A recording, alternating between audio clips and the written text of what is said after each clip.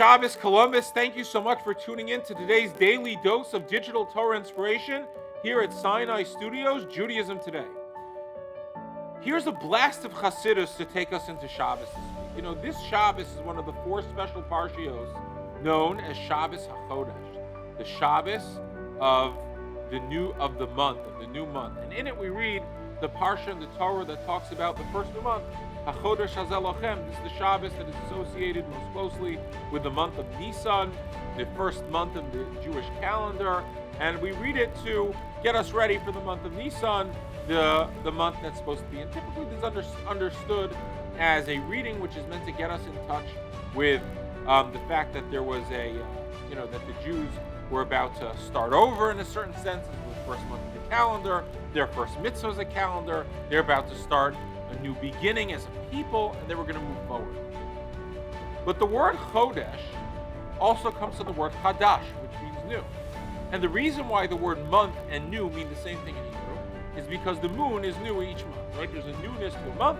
There is a concept of newness to a new calendar.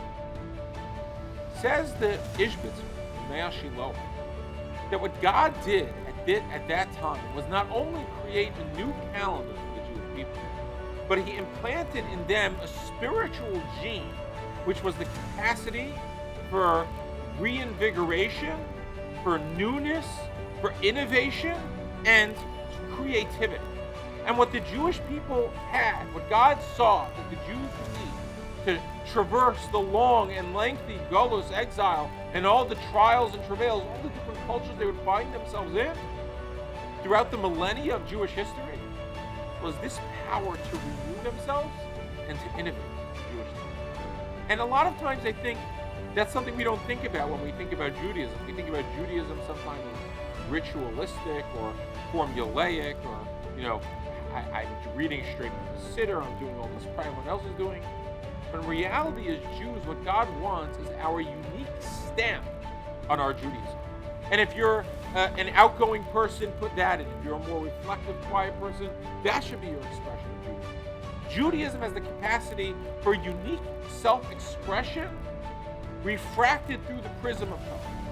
And that's something that God seeks of us and gave us the power to do. And it's not just as individuals in our own lives. How do I bring my unique flavor, my unique passion, my unique insight to this piece of Torah or to this particular practice? Or how do I put my stamp on Shabbos or my stamp on this holiday? But really, it's something as a people, that God was saying as a people, Jews have the capacity to be innovators, which is something we've seen throughout history. If you're just thinking of the incredible science and Nobel Prize winners, and just the Jewish capacity for innovation is really something that's been remarkable. But the point that this reminds us is that God wants us to put our stamp. Put your unique, novel, special, individual, new, innovative stamp. Your Judaism. Don't just read it from a book. Don't just go through the motions, but put your heart, soul, and your unique personality into your Judaism. Have a great job. I hope you enjoyed that episode of Judaism Today. If you did, please make sure to follow us on Facebook, subscribe on YouTube, or check into our podcast wherever podcasts are listened to. And we look forward to hearing from you more.